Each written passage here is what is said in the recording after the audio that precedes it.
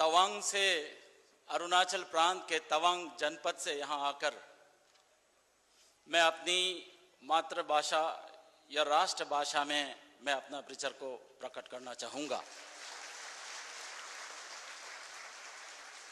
बहुत बहुत धन्यवाद। मेरा नाम केसांग नुरुप दामो है। हालांकि बहुत एप्रीहेंशंस आ रहे थे कि ये फोरम वरिष्ठ ऑफिसर्स के फोरम है, आप तो सर्विंग ऑफिसर है, शायद यहाँ पर आपका परिचय देना सही नहीं होगा। मैंने भी ऐसे ही सोचा था, लेकिन फिर मैंने विचार किया कि जब जब मुद्दा जो है राष्ट्र सुरक्षा का बात आता है तो मैं अपना परिचय देने में क्यों डरना है। मेरे धन दौलत, मेरा शोहरत, मेरे पोस्ट कुछ भी हो, मेरे राष्ट्र सुरक्षा के सामने में मैं अहमियत नहीं देता हूं। जरूरत पड़ा तो मैं अपने प्राण को भी आहुति देने को तैयार हूं।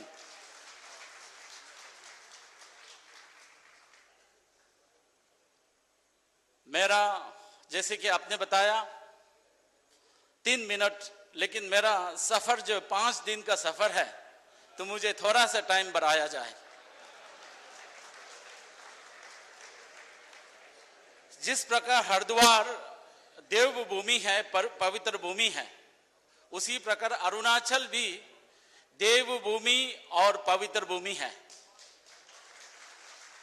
साथ ही अरुणाचल प्रदेश वीर भूमि भी है। चूंकि सन 62 में जो हम हिंदुस्तान में हिंदी चीनी भाई भाई का नारा को बुलंद दे रहे थे, तो चाइनीज ने विश्वासघात किया और हमारे ऊपर आक्रमण कर दिया। वो तवांग जगह है जहां पे हिंदुस्तान के बहादुर सिपाही 2420 सिपाहियों ने अपने प्राणों को आहुति दिया था। इसीलिए मैं गर्व के साथ कह सकता हूं कि अरुणाचल भी वीर भूमि है। मैं खुद सन 1962 की लड़ाई के जंग में पैदा हुआ हूं। खेद इस बात का कि मैंने अपनी मम्मी को पूरे 6 दिन का लेबर पेन दिया था। फौज वहां से विड्रॉ हो गई, प्रशासन वहां से विड्रॉ हो गया, लेकिन हम अरुणाचल के वासियों ने वहां से विड्रॉ नहीं हुआ। हम वहां डटे रहे। चीनी फौज आए तवांग में, तवांग के वासियों को जीतने के लिए, मन को जीतने के लिए, प्यार से जीतने के लिए इन्होंने तमाम प्रयास किए, लेकिन चाइनीज के लिए अफसोस की बात इस बात का है कि इन्होंने एक भी अरुणाचल वासियों का दिल नहीं जीत सका। वैसे तो कई फैक्टर्स थे, वो तो यहां असम प्लेन्स तक आ गए थे, लेकिन फिर भी वो क्यों छोड़ के गए। लोगों का कहना है कि इंटरनेशनल प्रेशर था, वहां चाइना में कुछ इंटरनल प्रॉब्लम्स था, और तो और जो बुमला एक्सेस है वो बंद होने को था, क्योंकि वहां हेवी स्नोफॉल होता है, वो बंद हो जाता है तो फौज, चाइनीज फौज तवांग में जो कट जाएगा वो बेमौत मरा जाएगा। इसीलिए विड्रॉ हुआ। लेकिन एक पॉइंट्स का जिक्र कभी नहीं होता है, वो हमारे अरुणाचल के जो देशभक्ति का जो कार्य हमने किया था वो जिक्र नहीं होता है। वो वापिस इसलिए गए कि अरुणाचल में कहीं भी वो लोकल्स का हार्ट को, मन को, सेंटिमेंट्स को नहीं जीत सका, इसीलिए वो वापस जाना पड़ा। आज मुझे बहुत अफसोस होता है जब हम देश के कहीं भी कोने में जाते हैं तो लोग पूछते हैं अरुणाचल के लोग क्या चाहते हैं, वो चाइना जाना चाहते हैं या हिंदुस्तान के साथ आने चाहते हैं। जब इस प्रकार के फिजूल का बातें प्रश्न जब हमसे पूछा जाता है तो पल भर के लिए मेरे निगाहों में, मेरे सामने बिल्कुल अंधेरा सा छा जाता है। पल भर के लिए मेरे जुबान रुक जाता है और कई बार तो जी करता है कि उसको हम लोग नॉर्थ ईस्ट में बोलते हैं धुलाई कर दूं।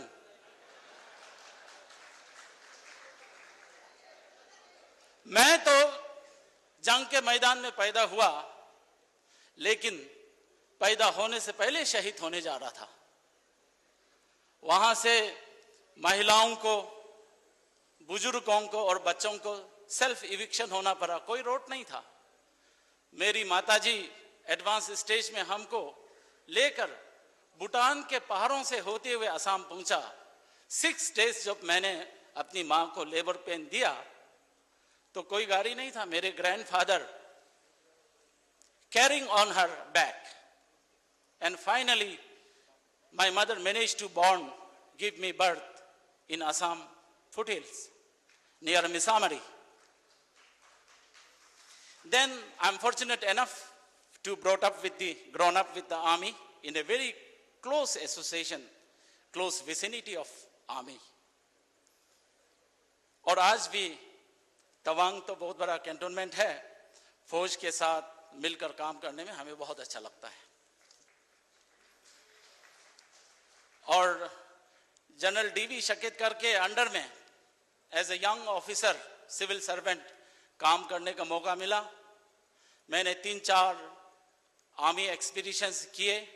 उस वक्त जनरल साहब तेजपुर 4 कॉर्प के जीओसी थे, तो मैं बहुत पहले से जानता हूं। तो इसीलिए भी मैं हिम्मत करके यहाँ चला आया, क्योंकि लोगों ने बताया कि जनरल शकेतकर आपको वहाँ मिलेगा, तो उसका दर्शन भी हो जाएगा, इसलिए मैं यहाँ पर आया हूँ। लेकिन यहाँ आने के बाद इतने वरिष्ठ विशेषज्ञों, महान व्यक्तियों को और महान पुरुषों को इस देश भर से आए हुए लोगों से मिलके मैं अपने आप को बहुत ही भाग्यवान और सौभाग्य मानता हूँ।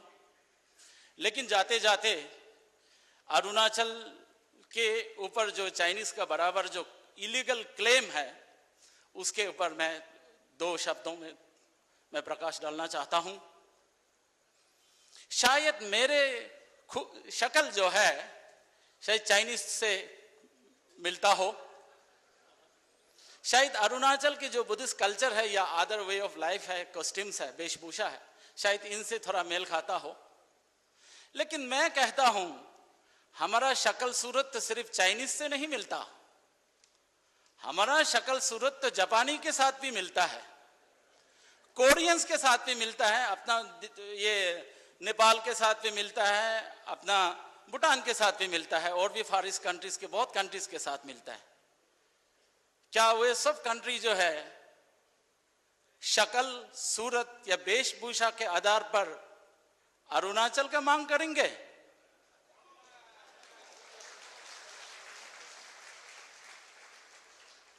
अरुणाचल तो भारतवर्ष का अभिन्न अंग है।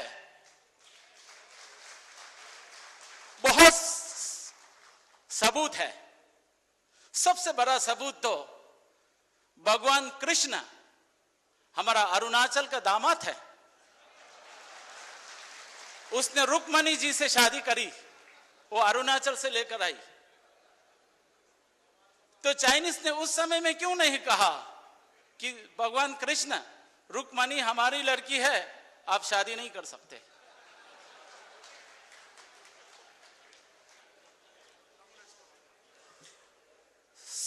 With due permission sir. और हमारा शक्ल तो ठीक है, लेकिन जो हमारे इस देश के मुसलमान भाई बहन हैं, उनका भी रहन सहन वेशभूषा बाकी मुसलमान कंट्री के साथ मिलता है। हमारे इस देश के जो ईसाई भाई बहन हैं, उनका भी सेलिब्रेशन ऑफ क्रिसमस, बाकी रिचुअल्स, वेशभूषा बहुत सा तो क्रिश्चियन कंट्रीज, वेस्टर्न कंट्रीज के साथ भी मिलता है। अगर सभी कंट्रीज इंडिया का हिस्सा वेशभूषा और कल्चर के आधार पर या हम शक्ल के आधार पर मांगना शुरू करे तो देश का एकता और अखंडता नहीं रहेंगे। Thank you so much. मैंने बहुत ज्यादा टाइम लिया। बहुत बहुत धन्यवाद। नमस्कार। जय भारत।